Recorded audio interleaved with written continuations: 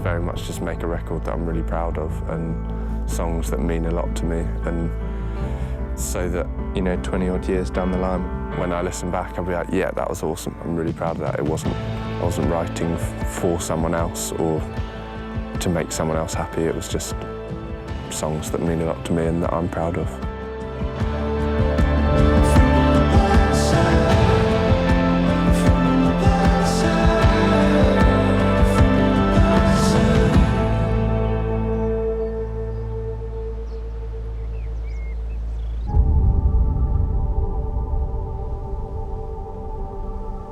I'll show you around.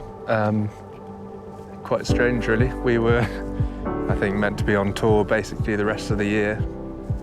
And then various powers that be got in the way.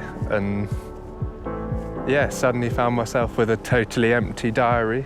And I wrote so many songs, and I think I wrote like 10 songs in a month. And suddenly this whole kind of context of an album felt right, and yeah, we set up a studio in this farmhouse and decided, yeah, it was time to make a record.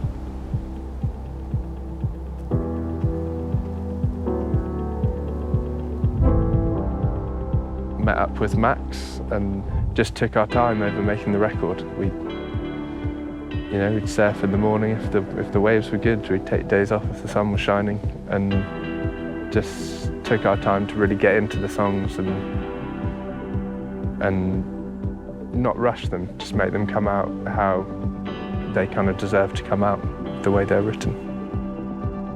Yeah, got loads of different influences. I listen to a lot of different genres, and I've always been into house music, and in a weird way that influences our style of music, which I guess is quite a strange influence, but I've always been intrigued by how DJs kind of plan their sets and how it takes you on a bit of a journey.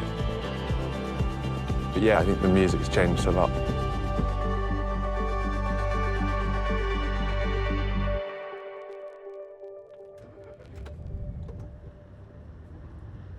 It's quite weird with music.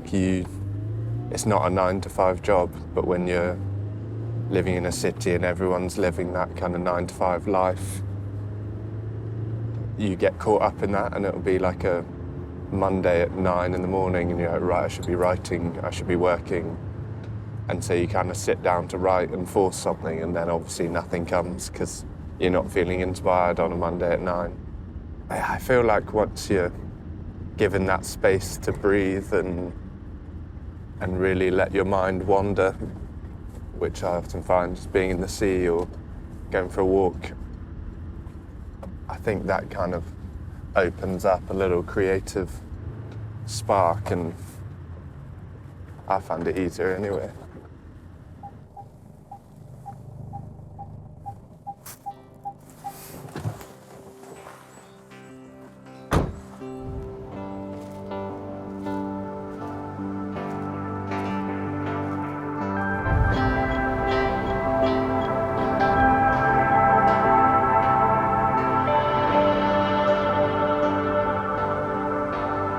Well, yeah, weirdly the album came about. The whole reason it kind of felt like a body of work was I was reading this poem by a guy called John Betjeman, who writes a lot down here, and I just saw this line. He was talking about under mackerel sky, which I'd always seen down here. I'd always seen this amazing kind of coloured sky and this kind of patchwork, and never really knew what it was or what it was called. And I started reading into it a lot, and turns out a mackerel sky for like sea folk means a change is coming. Kind of liked the idea that maybe a change was coming, that I kind of felt like we were in a pretty strange place in the world and a change needed to happen socially and politically. And so yeah, under the mackerel sky, I wrote that song immediately that day and just kind of gave this overarching theme to the whole record, and yeah, given a real context to the record.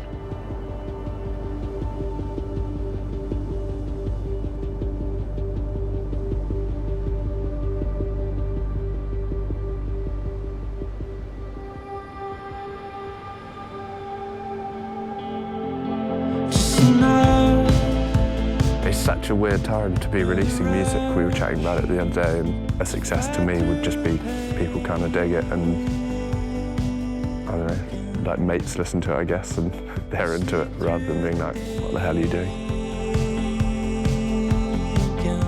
Yeah, I think we're probably not expecting anything really. That if people like it, amazing, and if people buy it, amazing. So yeah, we shall see.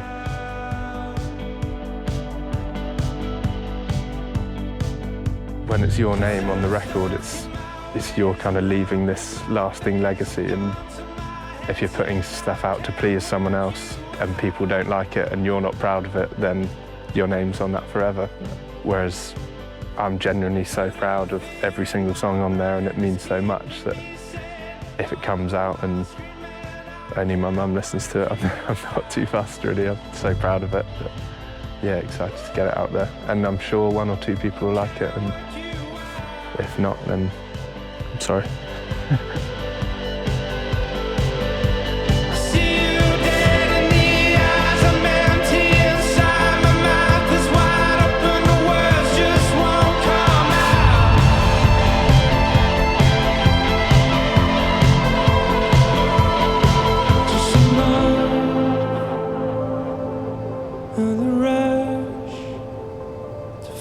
Through the pain again, sleep through the day again. Just enough.